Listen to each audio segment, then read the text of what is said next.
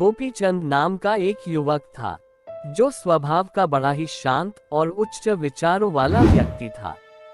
उसका छोटा सा परिवार था जिसमें उसके माता पिता, पत्नी और 2 बच्चे थे। वो उन सभी से बहुत प्रेम करता था।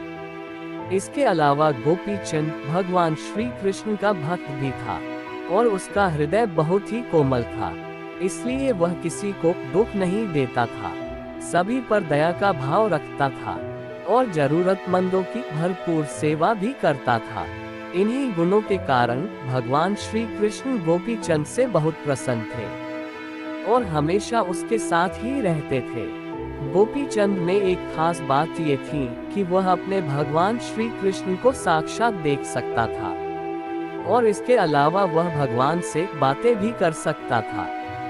ये सब होने के बावजूद भी गोपीचंद भगवान से कभी कुछ नहीं मांगता था। वह सिर्फ इसी में खुश रहता था कि भगवान श्री कृष्ण हमेशा मेरे साथ रहते हैं, हमेशा मेरा मार्गदर्शन करते हैं।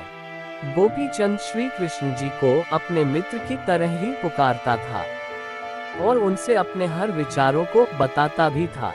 लेकिन एक दिन दुर्भाग्यवश गोपीचंद के पिताजी की तबीयत अचानक खराब हो गई। ऐसी स्थिति में वह उन्हें अस्पताल में भर्ती करवाया और अस्पताल के सभी डॉक्टरों के सामने हाथ जोड़ते हुए कहा कि वे उसके पिताजी को जल्दी से ठीक कर दें। लेकिन सभी डॉक्टरों ने उससे यही कहा कि इस दशा में ज्यादा उम्मीद नहीं दिया जा सकता है।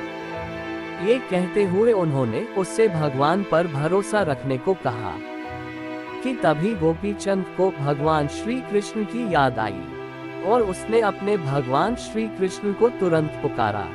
भगवान श्री कृष्ण अपने भक्त गोपीचंद की पुकार सुनकर तुरंत दौड़े चले आए। गोपीचंद भगवान श्री कृष्ण जी से कहा कि हे मित्र, तुम तो भगवान हो, कम से कम तुम तो मेरे पिताजी को बचा लो।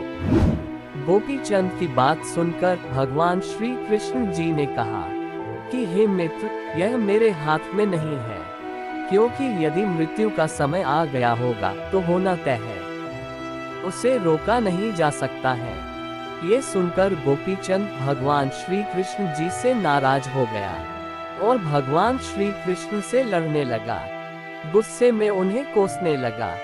भगवान जी ने भी उसे बहुत समझाया पर उसने एक भी नहीं सुनी। गोपीचंद की इस जिद को देखकर भगवान श्री कृष्ण ने कहा, मित्र, मैं तुम्हारी मदद कर सकता हूँ, लेकिन इसके लिए तुम्हें एक कार्य करना होगा। ये सुनकर गोपीचंद ने तुरंत पूछा, कौन सा कार्य करना होगा, जल्दी बताए। तो भगवान श्री कृष्ण जी ने कहा कि तुम्हें किसी एक घर से मुट्ठी भर जौ लानी होगी, लेकिन जौ उस घर से लानी होगी जिस घर में कभी भी किसी की भी मौत ना हुई हो। ये बात जरूर याद रखना। गोपीचंद इतना सुनकर तुरंत हाँ बोला और झट से जौ की तलाश में निकल गया। उसने कई दरवाजे खटखटाए, हर घर में जौ था, लेकिन ऐसा कोई घर नहीं था जिनके परिवार में किसी की मौत ना हुई हो। हर घरों में किसी का पिता तो किसी का दादा, किसी की दादी तो किसी के भाई और किसी के बहन, ऐसे ही हर घर में किसी न किसी की मृत्यु हुई थी। 2 दिन तक भटकने के बाद गोपीचंद को ऐसा एक भी घर नहीं मिला जिस घर में किसी की मौत ना हुई हो। तब उसे इस बात का एहसास हो गया कि मौत एक अटल सत्य है, इसका सामना सभी को एक न एक दिन करना ही पड़ता है, इससे कोई भी प्राणी भाग नहीं सकता है। अब गोपीचंद को पूरा ज्ञान हो गया था, इसलिए वह अपने व्यवहार के लिए भगवान श्री कृष्ण से क्षमा मांगने लगा और यह निर्णय लेता है कि जब तक उसके पिता जीवित है तब तक उनकी सेवा करेगा। कुछ दिनों बाद गोपीचंद के पिता स्वर्ग सिधार गए, जिससे गोपीचंद को बड़ा दुख हुआ, लेकिन ईश्वर की दी गई उस सीख के कारण उसका मन शांत हो गया। दोस्तों, इसी प्रकार हम सभी को इस सच को स्वीकार करना होगा कि मौत एक अटल सत्य है, उसे स्वीकार न करना मूर्खता ही है। इससे दुख तो अवश्य होता है, लेकिन उसी में फंस जाना गलत है। क्योंकि केवल एक ही मनुष्य इस दुख से पीड़ित नहीं है, बल्कि संपूर्ण मानव जाति, यहाँ तक जितने भी प्राणी हैं, वे सभी इस दुख से पीड़ित हैं। इसलिए इस सच को स्वीकार कर आगे बढ़ना ही जीवन है। कई बार हम अपने किसी खास के चले जाने से इतने बेबस हो जाते हैं कि सामने पड़ा जीवन और उससे जुड़े लोग हमें दिखाई नहीं पड़ते, तो ऐसे अंधकार से निकलना मुश्किल हो जाता है। जो मनुष्य मृत्यु के सत्य को स्वीकार कर लेता है, उसे कभी कोई भी कष्ट तोड़ नहीं सकता।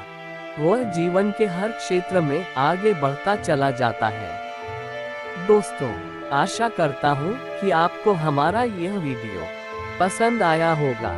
मित्रों, अगर आपको हमारा यह वीडियो अच्छा लगा और आप अगर इसी तरह की कहानियाँ सुनना पसंद करते हैं, तो आप हमारे इस YouTube चैनल आयुष भक्ति दर्पण को लाइक, सब्सक्राइब, कमेंट और शेयर भी जरूर करें और कमेंट में जय श्री कृष्णा जरूर लिखें।